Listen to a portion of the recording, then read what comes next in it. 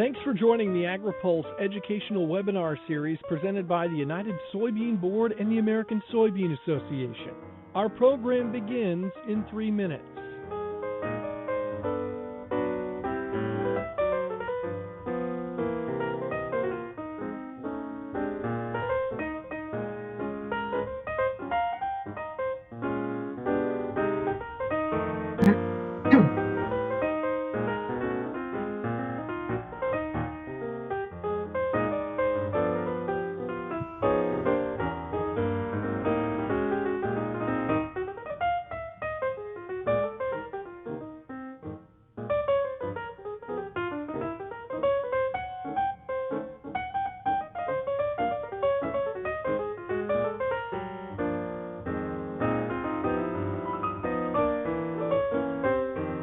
Minutes to programming.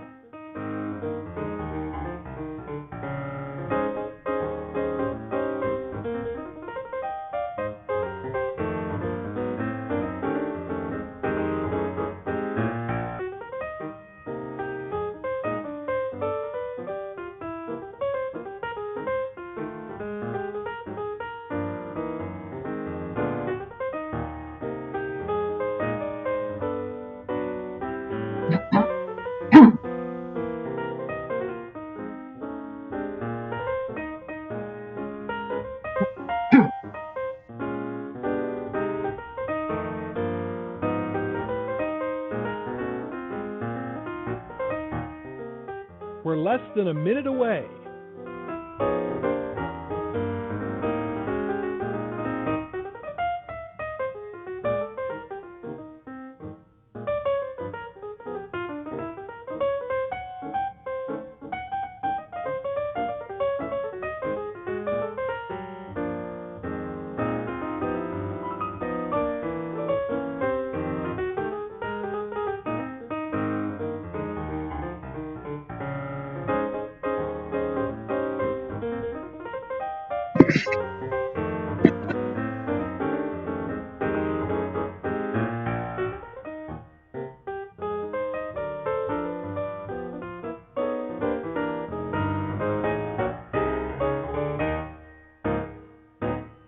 Now, here's President of Agri-Pulse Communications, Sara Wyant.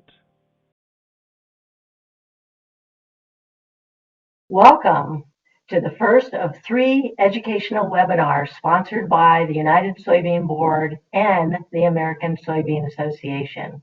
I'm Sara Wyant, the founder and editor of Agri-Pulse Communications, the nation's leading farm and rural policy source of information.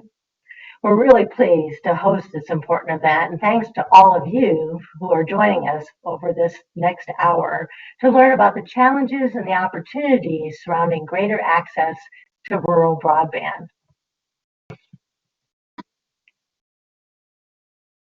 If you have any questions during this webinar, we hope that you'll submit them on the right-hand side of your screen. We do look to hear from you after we first listen to our first 2 presenters. We're very fortunate today to have 2 distinguished speakers with us. First up is Tim Venverloh. He's the Vice President for Sustainability at the United Soybean Board. Tim comes to USB with nearly 30 years of experience in the agricultural, pharmaceutical, oil, and gas industries.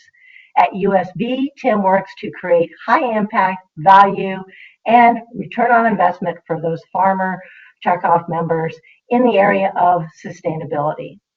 Tim has spent the past 7 years prior to joining USB with the Archer Daniels Midland Company as their Director of Global Sustainability. Today, Tim is going to talk about why broadband is so important to sustainably producing food. So, Tim, we're going to turn it over to you to kick off, and welcome to this presentation. Thank you, Sara. It's great to be here. Thank you for having me. Yeah, this is a very important topic, and let's dive right in. Our economy and environment depend on better rural connectivity. America's farms contribute $133 billion each year to our national gross domestic product.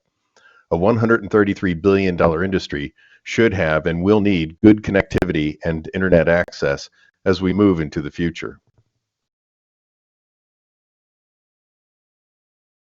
Today's farms are becoming extremely high-tech. They have equipment monitors, in-field sensors, product tracking, financial transactions are being performed on the office desktop, more apps, more drones are becoming available. The technology generates data to help farmers run their business and produce an abundant, safe, and nutritious food supply.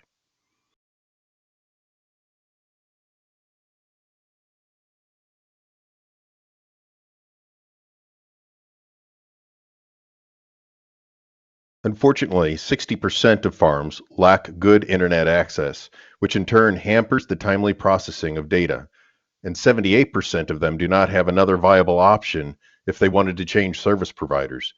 Today's farmers need connectivity that matches their modern equipment.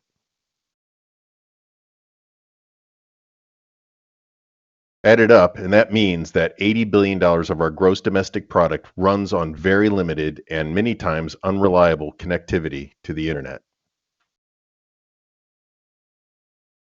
33% of farmers say they lack the lack of internet has affected their equipment purchases. Add it up, and that means $13 billion in annual farm equipment purchases are impacted by a lack of rural connectivity to the internet. Just think how much farm equipment is bought and sold in this area. 1/3 are affected by the lack of broadband, and that's a significant share of the local rural economy. 60% of farmers say they don't have enough connectivity to run their business properly. They can't upload or download files, stream videos, attend webinars, or perform software upgrades. They can't conduct transactions or hold web meetings. Some can't even send emails. The biggest problem is that they can't conduct their business in a timely fashion, such as making supply purchases or selling their crops based on timely pricing information. That is a huge portion of our economy. Agriculture is 1/3 in jobs, or third in jobs in our national economy after government and healthcare. Imagine if we had half of our healthcare industry without internet connectivity.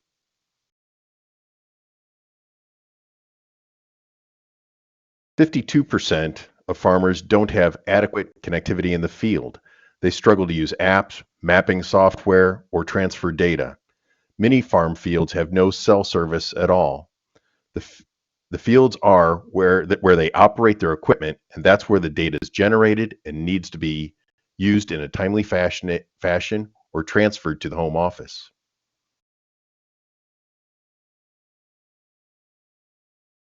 Today's consumers want traceability of their food. Over 50% of farmers want to provide that traceability by incorporating more data into their operations, but they lack the connectivity to do it. 800 billion of our economy relies on agricultural products. Over 21 million jobs rely on these agricultural products.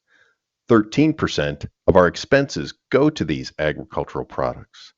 And yet half of the farms providing these products don't have broadband access to raise and track them properly.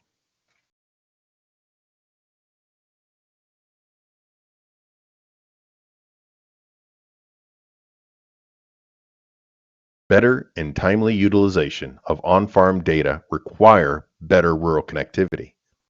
Benefits include timely information on commodity crop pricing, weather, input costs. All can be integrated with on-farm sensors and machinery to assist the farmer to make the next best decision. Farmers want connectivity to improve sustainable farming operations, and society wants to know where their food comes from and if it was produced sustainably.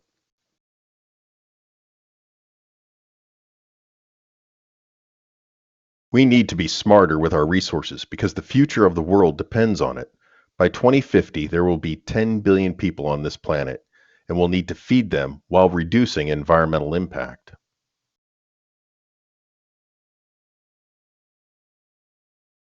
You can download the full report at unitedsoybean.org/rural broadband. Thank you very much. Well, thank you, Tim.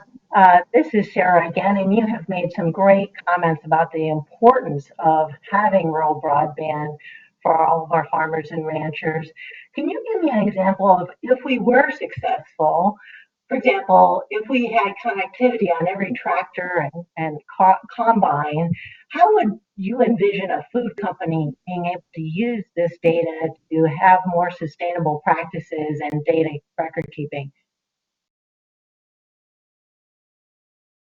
Yeah, so that's a great question, Sarah. I mean, first and foremost, the connectivity right to the cab benefits the farmer, right? So, uh, soil moisture content, nutrient content, the weather, up and coming weather that could happen in a few hours immediately impacts the farmer and to make the next best decision. After it's rolled up and aggregated and even reduced into sustainability metrics, then food companies are really interested in that because the journey of sustainability, I believe, is twofold. First, you look at your own operations and you try and reduce your impact, which helps the environment and saves money. So you're trying to reduce energy, water use, greenhouse gas emissions, and waste. After you're done looking at your own operations, you then turn to your suppliers. And for food companies, that's the farmer. So they're looking at their downstream suppliers, hoping to further help them reduce energy, waste, emissions, and water use. And by doing so, we're all interconnected into what is going to be a much more sustainable future.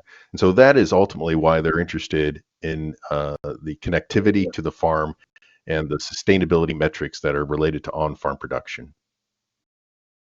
Thank you, Tim. And I do hope our audience has more questions. As a reminder, please submit those in the Q&A section on the right-hand portion of your screen. Next up, we're going to hear from an expert on broadband issues and federal communications policies. Shirley Bloomfield is the CEO of NTCA, the Rural Broadband Association. She has over 30 years of experience representing the country's smallest independent telecom operators. In addition to working at NTCA, she's also spent time as a senior executive with both Verizon and Quest. In addition, she serves as a board member at the National Rural Telecommunications Cooperative and Global WIN. And that's an organization that serves women leaders in the high-tech industries. So next, Shirley, I'd like to hand it off to you for your opening comment. Well, thank you very much, Sarah. I am delighted to join all of you today to talk a little bit about broadband. Obviously, Tim did a terrific job teeing up why this is so very, very important. I'd like to kind of share some perspective from the communications industry side of things. So hopefully you can see my slides, but I will just share a few things. First of all, I'm going to start off by telling you a little bit of who are the folks I represent. So my broadband providers are the community-based providers that serve about 35% of the landmass of the country, probably about 7% of the population base. So when we think about rural America, the broadband providers I represent are those folks who are in the most remote areas. But one of the things that I think we see in rural America is a real rural divide. A lot of people like to talk about the digital divide. They like to talk about rural America being left behind, but I will really contend and share with all of you, there's really two rural Americas. You are served by somebody who is actually based in your community, committed to your community, whether it's a cooperative or a locally held company. They are very vested in ensuring that there is connectivity for those communities because that is their space. Those are their neighbors. Those are the folks their kids go to school with. That is the connectivity that is needed, particularly now when we talk about education. Then there's a rural America that I can say from experience is served by carriers who rural America is really an afterthought for. Given all of the investments, given all of the innovation, folks are really looking to provide service in a way that really monetizes what they are doing as corporations. So what we are finding is there's more and more of a divide and a gap between the kind of connectivity that rural Americans receive and those, again, in some of these smaller communities. So I think there's a great opportunity to talk about why it matters and to talk a little bit about what are some of the things that we can be doing together as a country to really move the needle forward. So again, I'm trying to make sure that we're able to actually show some of the slides that we've got here. If you can see it, I have a picture of the Capitol building here in Washington, D.C. during the pandemic. It's a very strange picture. For those of you who've come to Washington, D.C., for those of you who've actually had the opportunity to be in our nation's capital, you know very well this is an unusual picture.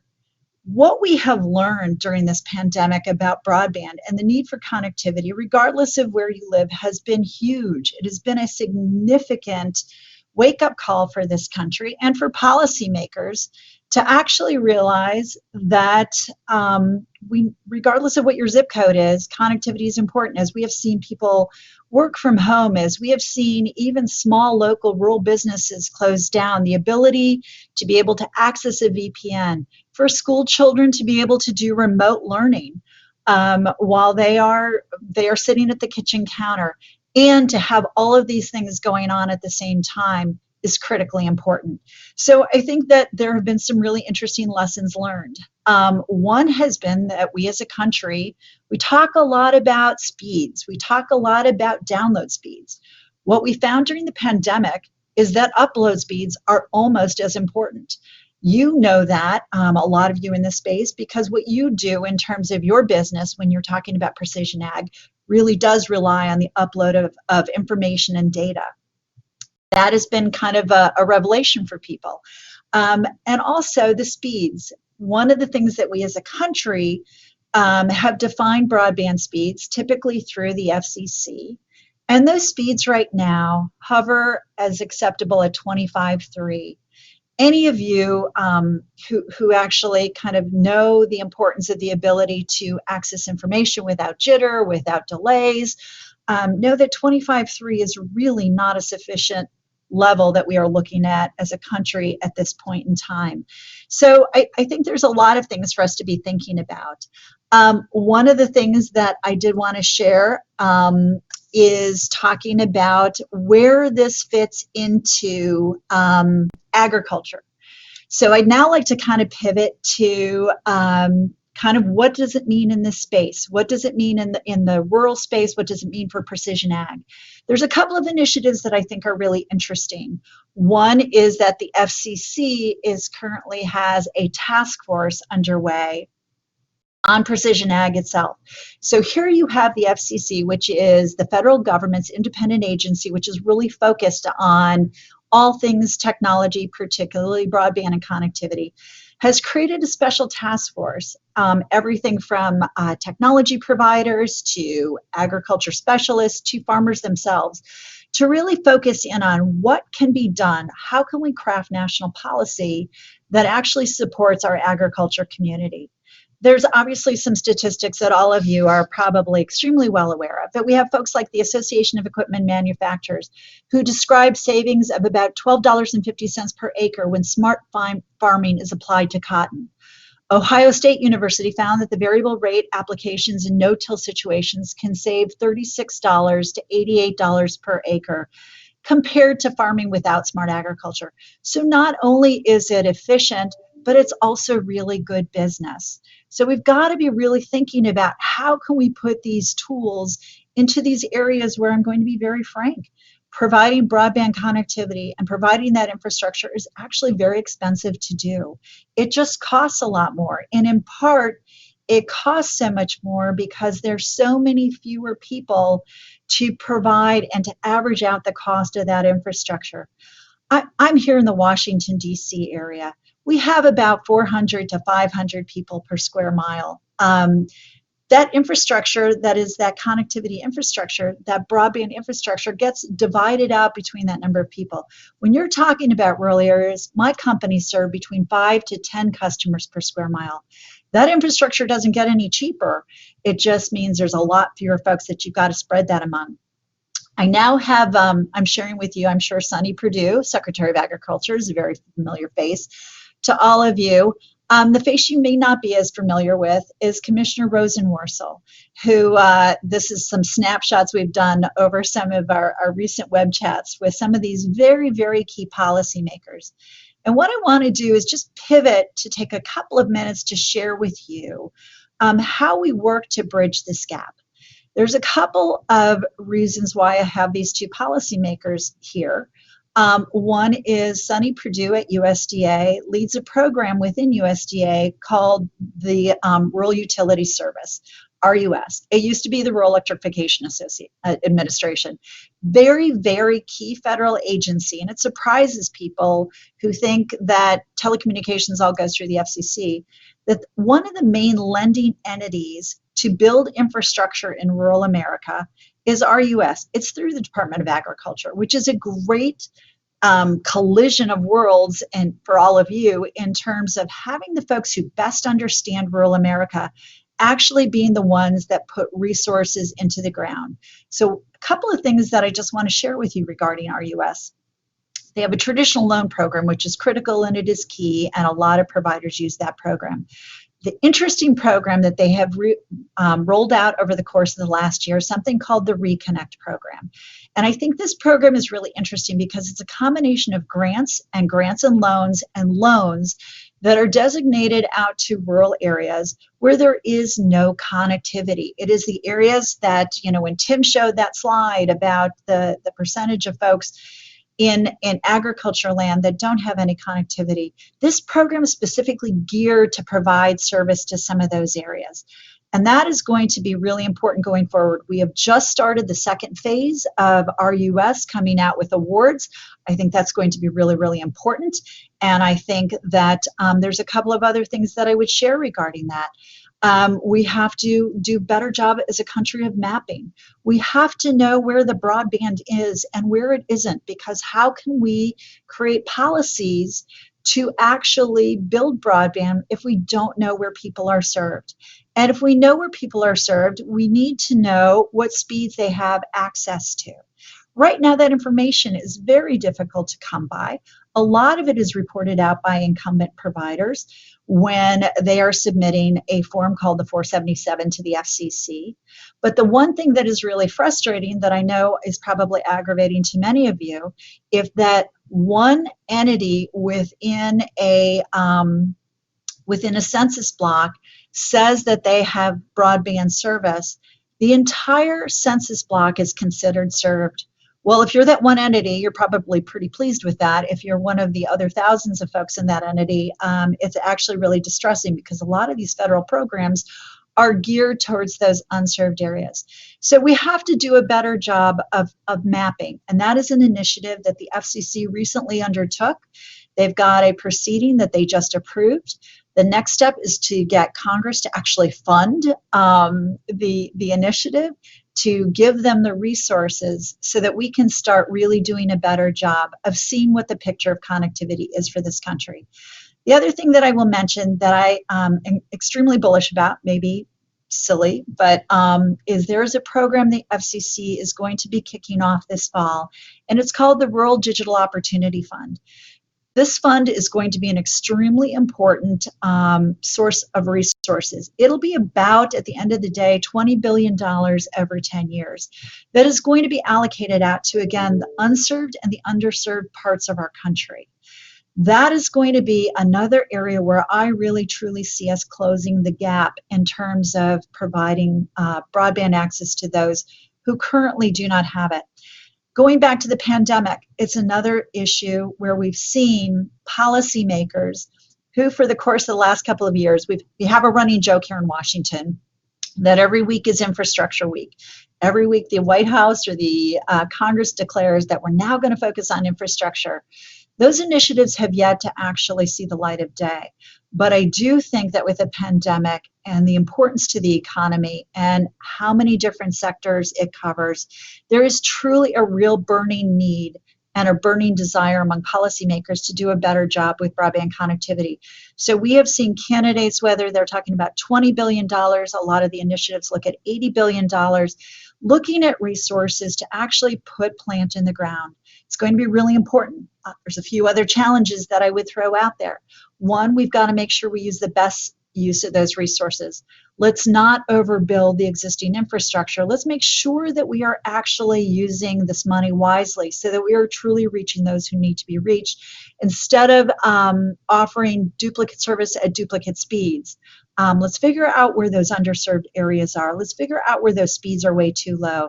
And I'll also be very honest with you, I am extremely bullish about the use of fiber optics.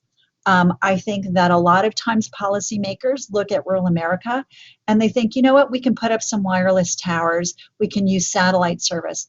There are certain things that are okay in a pinch. I will say that in the long run, I think some of those alternatives really relegate rural Americans to second-class service. And I think we need to be thinking about forever connected. I think we need to be thinking about putting the same tools in the hands of rural Americans that currently exist for urban Americans. So last, one of the things that I just want to hit on with my slide here about smart rural communities is our potential to work together as people who care about rural American rural communities to really create a rural renaissance. One of the other things that I think the pandemic has showed is that life in urban America is not always as attractive as we have thought of it being. We are seeing now a real interest in people looking to move out of densified areas, for people to live in areas where you might be able to social distance a little bit better. And not only that, but as Americans have discovered, if you've got broadband connectivity, there's a lot of jobs that can actually be done from almost anywhere. So one of the initiatives that we actually created about 6 or 7 years ago was something we call the Smart Rural Community Initiative. And what that initiative does is it really celebrates not just the broadband that our community-based providers are providing to their community, but how the community can come together as a whole to celebrate and to utilize that infrastructure. What are the creative things they can do as a community to actually better the lifestyle, the economic development, the ability to use things like smart agriculture to improve the life of those they serve. So it's been really a great initiative that we've got underway. We find that about 65% of our smart rural communities offer a gig service to those that they serve. And I just want to share a couple of examples. When I talk about smart rural communities and some of our designations, I'm talking about folks in Dickinson, North Dakota, where thanks to Consolidated Telecom, they've got around-the-clock monitoring provided by gigabit broadband service that allows a local rancher there to monitor his herd for general health conditions. This has actually taken the mortality rate during calving season down to 0.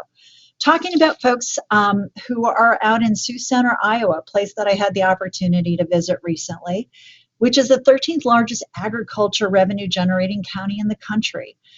We've got Premier Communications out there, who's a smart rural community, who's put together a sophisticated network of broadband-powered cameras that enable livestock producers to constantly monitor their livestock. They've also put in broadband-enabled sensors in feeding bins. They've also got sensors out in the fields to calibrate planting with soil conditions and track rainfall to create mapping databases. All of these kinds of initiatives are things that are happening. They are real. They have been up and running for 5 or 6 years. And I think we as a country, like I said, can do better in terms of actually finding ways to create more of these smart rural communities so that we can take some of these resources, bring that broadband out there to those who don't have it today. But honestly, it's going to take a toolbox that is going to have to be a very diverse toolbox. We are going to have to look at how we utilize all of these federal programs. We are going to have to learn how we work with other groups. NTCA has been really delighted to work with the American Soybean Association. We've also been working with independent community bankers. We work with a number of farm and ag community groups to really tell the story and to really share with policymakers what difference broadband makes for these rural communities. How is affordability an issue? How do we make sure there's connectivity, affordability, as well as the ability to bring as many people onto the network as possible? So, there's a number of those things that are currently on the table. There's a lot that we can be talking about. There's a ton of pieces of legislation that are introduced by Congress.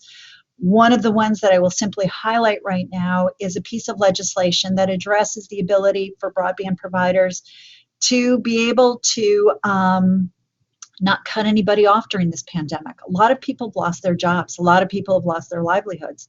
The ability for these community-based providers to continue to provide connectivity to their communities without actually being punitive towards those who can't afford to pay for their service. And the next challenge, which I know is irrelevant to this discussion particularly today, but I think it does affect all of us as a country, is what do we do about our school children? We've got kids heading back to school who literally by day it is changing whether they are in person or whether they are doing virtual learning. What about those rural communities where connectivity is an issue, or where those school children do not have connectivity at home? Hotspots, which my guys are putting out all over their communities, can only go so far. I think we have a lot of work to do in that arena. We are working with the National Rural Education Association to connect providers with educators to see what we can do to provide solutions. But I think we're a little bit behind the 8 ball on that. So with that, I really look forward to discussion. I look forward to some questions. And I'm just delighted to be here with all of you, because I do know that your heart is with the soul of rural America. Thank you so much, Shirley. You filled in a lot of the terrific gaps that we were surfacing from some of our questioners. And again, for those of you who have not submitted a question, there's an opportunity to do so in the Q&A area. But let's dig right in so we can get some responses from both you and Tim here. Starting with, you mentioned that there's some legislation being advanced. One of our listeners from WITY Radio in Danville, Illinois, wants to know, is there something specific right now that folks who are interested in trying to advance connectivity in rural America should be watching? Should there be specific legislation or regulations that you would really like to lift up for anyone who really wants to join you in your cause? Oh, thank you for that question. This is where I try really hard not to be a cynical Washington, D.C. type person where I say, oh, it's an election year. We're going to be lucky if we see anything go through. But I will say we've got one more bite at the apple in terms of stimulus. So there's currently some proposals on the table in the House legislation that includes $80 billion of support to go to building broadband networks. I have to be honest, I don't think that will actually make its way through. I think that if the House and the Senate get their act together, they're going to be focused on payroll support, unemployment, maybe some healthcare assistance. But I think keeping the pressure on policymakers to say, look, there's legislation introduced that talks about putting that much money into the ground. It's going to take $80 billion to get some of that taken care of. However, another initiative that has come out where I think folks can be helpful is under the CARES Act, which is one of the stimulus pieces that Congress actually did agree to. A lot of states decided to take their portion of the money. The money went out to the states. States could decide how they wanted to spend it. A lot of states did put that into broadband. The tricky part with CARES is it says you've got to spend the money by the end of December. We've got some legislation that is now moving through Congress. And I know that I have to think about who's actually the sponsor of the legislation. But what that does is it gives the states a little bit more time, because the danger with putting the December 31st as a deadline for spending all the money is, first of all, if you're in a northern state, like a northern plains state, good luck, because you know what, your building season is coming to an end. Second of all, what it means is that any broadband that could be put in place is unlikely to be buried. It's unlikely to be fiber. it is likely to be more of a Band-Aid. And I think what that will do is it will then butt check out of the way a longer term, more future-proof solution. So I think getting a little bit more time to spend that money will be important, because the other thing that we're finding is the ability to operate the supply chains have been definitely negatively impacted. So we're having a hard time getting fiber optics. We've got a lot of trade agreements that are interfering with getting a lot of the CPE equipment.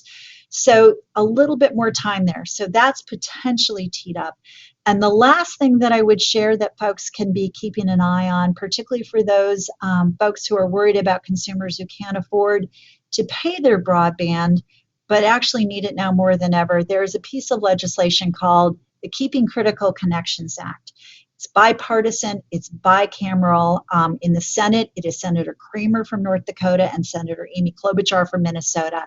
And that will actually fill the gap between those who can't afford to pay for their service and the ability to keep that broadband connectivity going. Fingers crossed, that makes it into a stimulus effort. But again, I've learned over my course of 30 years never to bet on what Congress will or will not do as they head into an election year. Amen on that. So one of the things that many of our listeners and viewers may not know is that Agri-Pulse does have an office in Washington, D.C. We do have an office in Sacramento, but we also have a back office where we do sales and fulfillment outside of a small town overlooking the Lake of the Ozarks, which is very descriptive of a lot of places that you're mentioning. You know, we have high-speed cable that runs to our office here, but right across the road, there is nothing. And that's the kind of hit and miss thing that we see. And we've got a viewer, Susie from Ohio, who's trying to start her freelance business, and she's tried a lot of different options. She's finding it very frustrating and or expensive. Tim, I'm sure you hear from a lot of farmers this same thing where, you know, I want to connect, but I got to, you know, drive to town to try to get near a McDonald's, or I know some of the local co-ops that are opening up their access during the pandemic. To Tim, you first, and Shirley, is there anything now that people can do that has a sense of urgency as we wait for these longer term build outs? And Tim, I'll put to you first, please. So, how appropriate that you cut out about 3 or 4 times as you were asking the question. Here we are talking about the need for high speed and good connections, and there you go, just to communicate. So, I agree that it can be very, very hit and miss. The USB board just completed conducting one of the most important parts of its business this year, and that is the evaluation and approval of about $70 million in research investments of production, but also other things that are related to production, such as broadband connectivity, rural broadband connectivity. So how did we do that in this? Well, it was through many platforms such as Zoom, but including other things as well. That allowed the board members to get together, evaluate those proposals, actually even vote. And many farmers could get in, some could not, and we just kept trying to work with them to better and improve the connection so that they could continue their business. They're very, very dedicated. They take their research investments very, very seriously. It's their money. And so they worked very, very hard and in several sessions this year to complete the work virtually and to feel good about that. But it's absolutely, it's hit and miss. I hope I answered the question. I caught about half of that. Sorry about that. And I'm actually hardwired to our Ethernet here. Shirley, any other thoughts from you on that question about what can we do now for these folks who are suffering from lack of connectivity and trying to have business in rural America? So it's really an important question, and my heart goes out to folks. So a couple of things. One, an initiative that I am seeing that I think is really important because it brings it down to the local level is a lot of states are now creating a state broadband office. that is such a great place to start in terms of reaching out to your state policymakers to say, hey, what about us out here? I would point to, there's a border-to-border program that is run by the state of Minnesota that is absolutely exemplary. And what they have been able to do is they take feedback from folks on the ground, they work with providers, they work with new entrants, they work with municipalities, and they've created essentially a grant program to kind of plug in the holes. And, for a lot of folks, while again, I'm very bullish about fiber, what it can do in the capacity, if you've got nothing and you're looking at nothing for a while, having the ability to have hotspots created, having the ability to have access to wireless broadband connectivity, you want anything at that point in time. So I guess there's a couple of things. One, I'm always happy to figure out where folks are and see if I can connect them with providers on the ground, because I do think there are going to be some pretty rapid build outs with the Reconnect and the Rural Digital Opportunity Fund that I mentioned. The thing I love about that program, although this will be a little bit longer term, but the thing I love is it is finally having some of the large carriers who have not built out but have taken support money to build out to some of these rural communities that are currently unserved. It forces them to cry uncle. It basically makes them say, I'm not going to do it. I'm not going to build the area. And it puts those areas up for auction for another provider to come in and provide that service. So that's a little bit more of a longer term, but I would say right now, reach out to your state. I'm not sure if Ohio has a state broadband office or not. But happy to kind of take a look and happy to be helpful. But I think getting the states involved to do some of the work more immediately, particularly because they have CARES money, is a great place to start right now. Thank you. And this is another question that came in that's totally above my level of technology, and that is whether or not the rural broadband gap could be solved at a lower cost using 5G. This is a question from Colorado asking about the impact of and potential for 5G to solve the problem. So Tim, how about I go first, and then if you've got 5G thoughts, I'm happy to punch to you. Let me just take 1 minute to kind of explain a little bit about how wireless works. So wireless is a wired product. So I think that's really important to understand that if I am calling any of you on this device, it is not going from my device to your device. What it is doing, it is taking that signal, going to a tower. That tower is then connected typically through fiber and carries it to the tower where it will then be closest to ping to your receiver. So 5G, while a lot of people get very excited about it, and not to say it doesn't have a lot of potential because it will have faster speeds, higher capability, it's a fiberized product. It's fiber fed. You can't do 5G because it's got so much capacity. You can't even do it with connecting copper to towers. It's going to need fiber optics. Now, part of the technology is it's a small cell technology. So what that means is, that the receivers will be like the size of a pizza box. That means that it is going to be placed about every 500-600 feet, maybe 1,000 feet if you're really lucky and you don't have a lot of interference.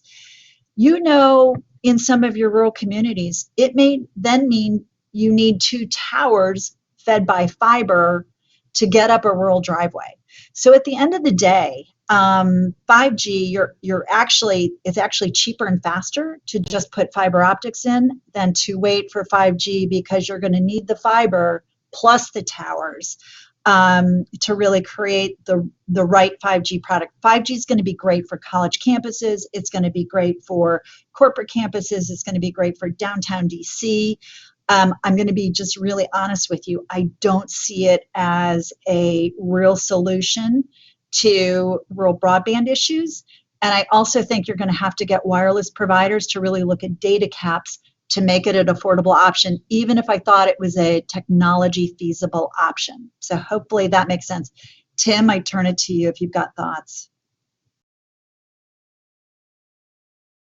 Yeah, that's fantastic. Thank you for the save, because I'm not the technology expert, but I'll echo your words that, the 5G, 6G, 7G, whatever is the next generation, it's just an indication of performance. We're going to need that performance to get better and better over time, and we're going to need different solutions, to your point, in the rural areas for all those reasons. Not every rural area, not every farm is in Kansas where everything's nice and flat and signals can travel long distances. So it's going to be probably in the short term a suite of technologies. But to your point, Shirley, I hope that the suite of short-term fixes did not take us off focus from what we really need, and that is a pipeline that can handle all the data that's going to be generated, and it's being generated at an exponential pace, and a performance that's fast enough so that everybody can do what they want to do with that data, whether it's the farmer transacting between the sustainability metrics on farm to the data aggregator that reduces that data into metrics that is fed back to the farm while simultaneously picking up the soil moisture signals and other IoT signals from the farm. All this is going on at the exact same moment. Pricing changes, weather changes, all this goes on at the exact same moment. The potential is huge for the farmer to interact with that data on farm and outside of his or her farm, but that pipeline that can handle the high processing speeds and the sheer amount of data has got to be there. So I hope that helps. So, Tim, a question for you in the USB research that you did, and I'm going to combine a couple of questions that have come in. Did you find that you had growers in some parts of the country who did see a lot higher levels of connectivity versus other parts of the country? And then, Shirley, a questioner asked if you would dig a little deeper into your comments about two rural Americas.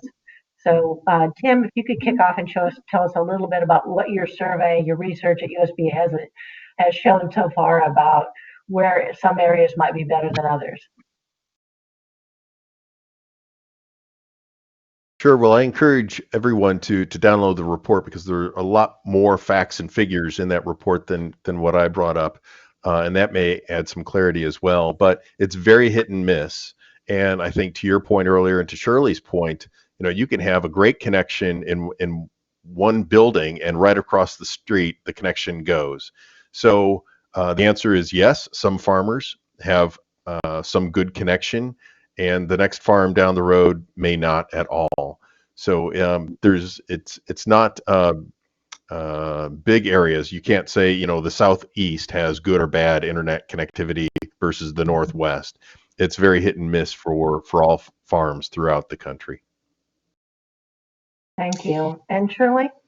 So I'll jump in about my comment on two rural Americas. So, I had the opportunity to work for NTCA for 20 years, and then I went to go work for very large corporate telecommunication providers. And that was really eye-opening for me in terms of watching where corporate decisions were made on investment.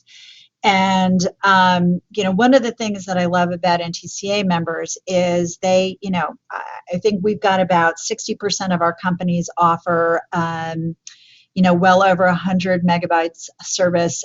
Again, I've got a significant percentage, close to 90% that have fiber to the home. A number of them, if they are working towards that, have certainly fiber to the node, which is really important. But when I worked for the large carriers, I'll never forget, I had gone to the CEO that I reported to at one point and said, look, we've got a lot of these areas in some of our rural areas that we don't appear to be building towards. So would you be interested in actually selling? Because I worked with all these independent community-based providers. I think they'd be very interested in maybe acquiring some of these underserved properties. And his reaction was, nope, because we don't have competition in these areas. We have no pressure to upgrade these areas. And they are simply cash cows for us. And that was kind of one of those V8 moments where you're like, this is kind of what we are relegating some of our consumers to. And the best example I can share of that, Sarah, is a few months ago when we were still able to travel. I had gone out, I was going out to North Dakota for a Reconnect Award. So this is the program that USDA runs. It's a relatively new program, and I think it's going to be really powerful. And before I went, I had a farmer reach out to me on LinkedIn. I get a lot of folks who want me to help connect some dots for them on LinkedIn. And he reached out and he said, I've got this farm in North Dakota. I run 3 farms. I can see the CenturyLink trucks from my window. You know, I am their customer. They won't bring me anything more than 10-1. I simply cannot run my farm on this. You know, help me. Is there anything that can be done? And I wound up just knowing geographically where they were located. And I called the company I was heading out to see for the Reconnect Award, and in the eastern part of the state of North Dakota. And the general manager of my telephone co-op there said, that's part of the Reconnect Award we got. His service is not only going to get broadband now, but we're actually going to bring fiber right to him. He's going to have the capability, if he wants it, to get gig service out there. And I thought, what a powerful way that the dots get connected. You know, and just watching his frustration of, you know, the fact that CenturyLink was building to connect to a cellular tower because they make a lot of money doing backhaul for wireless service, but basically said, nope, we're not going to build off into the consumer's actual homes and farms and businesses, because frankly, we just can't monetize it. It's not profitable enough for us. So again, working with companies that are less focused on, you know, putting money into their lucrative areas. The beauty of the community-based providers is, again, you know what, their kids go to the schools. They've got to make sure the schools have connectivity. You know, their neighbors will catch them in the grocery store. You can bet if service goes down or something is subpar quality. So there's a lot to be said. Sometimes small really is better. Thank you, Shirley. Back to sustainability for a second, Tim. We have some growers that we know that are farming in several states, and some of their states, like North Dakota, have, as Shirley explained, and our farm in North Dakota, little to no access in some areas. But in other areas, they are actually traveling with their own boosters now because they produce potatoes for Frito-Lay, and Frito-Lay wants to know everything that they're doing with their crop. Is that a trend, or is that just kind of limited right now, where farmers are having to make all these extra investments just to be able to have that connectivity until the broader basis arrives? So it can depend on a lot of things. You know, potatoes are grown in a very limited region, and Frito-Lay is very interested in those potatoes, and so they may be willing to do a lot more to secure the sustainability data and the outcome of those potatoes by working directly with farmers and contracting with them directly. Is that the future for other commodities that are actually encompassing more of the Midwest growing region, such as corn and soybeans in that area? It could be, but again, the pipeline's got to be there as more and more food companies become interested in what the consumer is interested in, which is, where did the food come from, and did the farmers who grew that food share my values, right? That's what the consumer's interested in. The CPG companies themselves are more interested in also the impact data as well, but they use that to, again, create messaging to their consumers, which builds trust and reputation around a brand. So what you're mentioning is what Frito-Lay might be doing with potatoes. Could it happen to other commodities? Yes, it could. But again, the broadband connectivity has to increase if it's going to go to other commodities such as soybeans and corn and cotton as well. Obviously, we have a lot more acres of soybeans and corn and cotton in this country, the largest commodities. Shirley, here's a question that came in from Congressman TJ Cox's office asking about the rural broadband maps. You mentioned some of the work going on at the Federal Communications Commission. I know they've been working on this. Really, what's the status and what's being done to improve the mapping? That is such a good question too. And again, you know, it's kind of like, how do you know where the problems are if you don't know, the first step, which is mapping? So a couple of things that I will just share. As I mentioned, the reason mapping is so important is right now, the information that we get comes from providers themselves.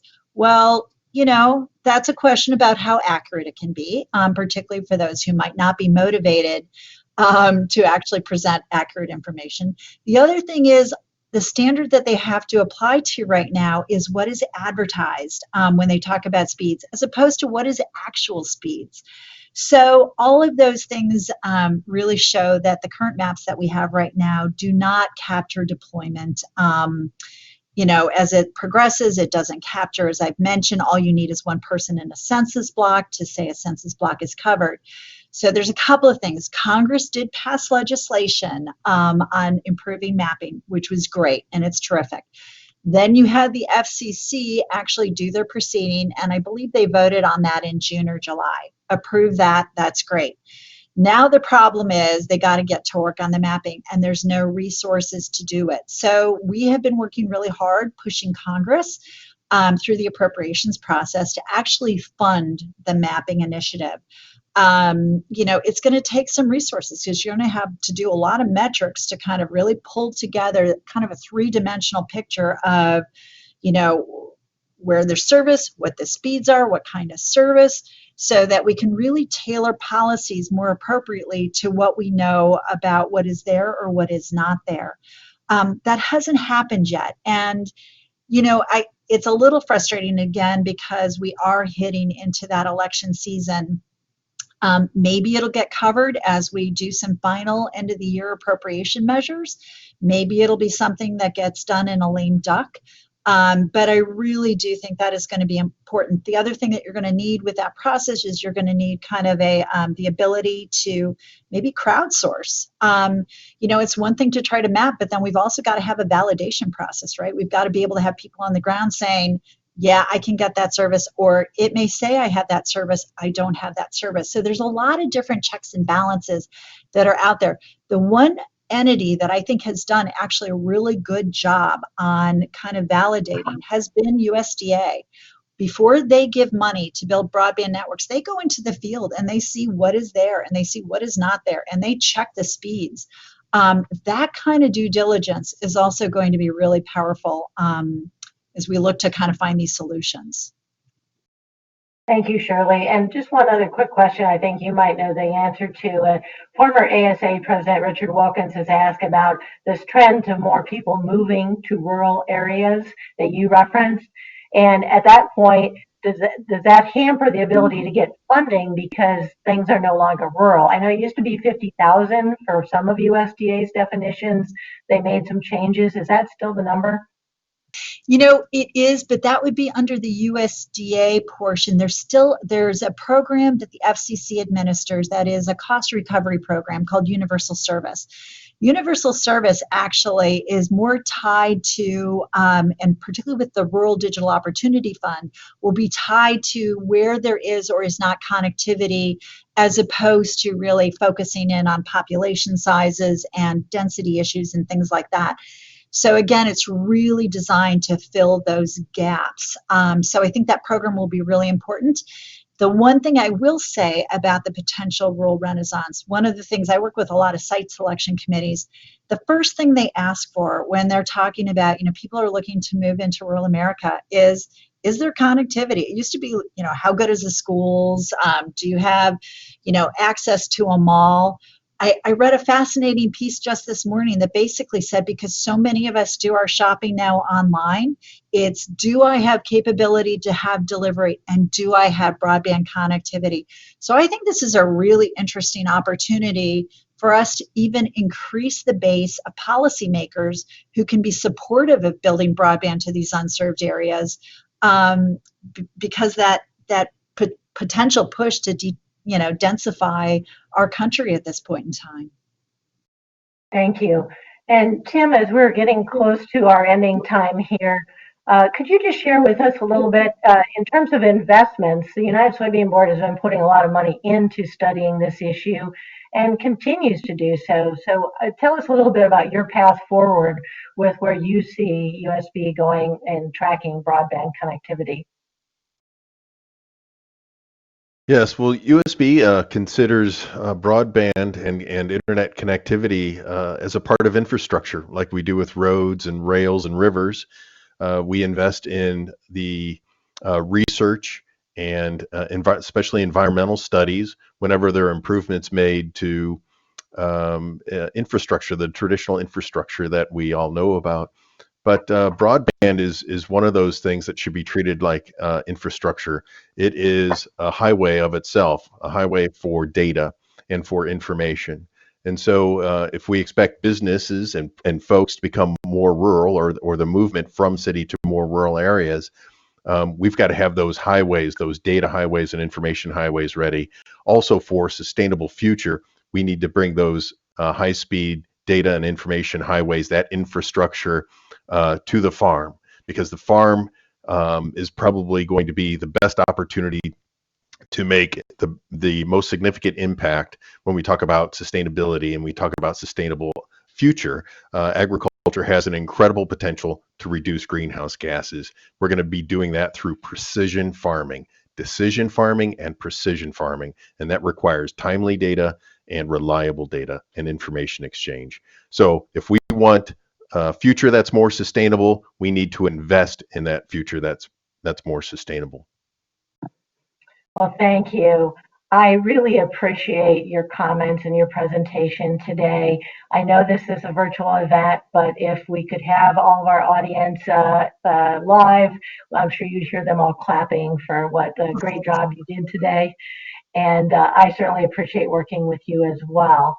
I'd really also like to thank the American Soybean Association and the United Soybean Board for sponsoring this. But we do have 2 additional series of educational webinars that you might want to be interested in. The next one will be August 20th, and that will focus on trade and market development.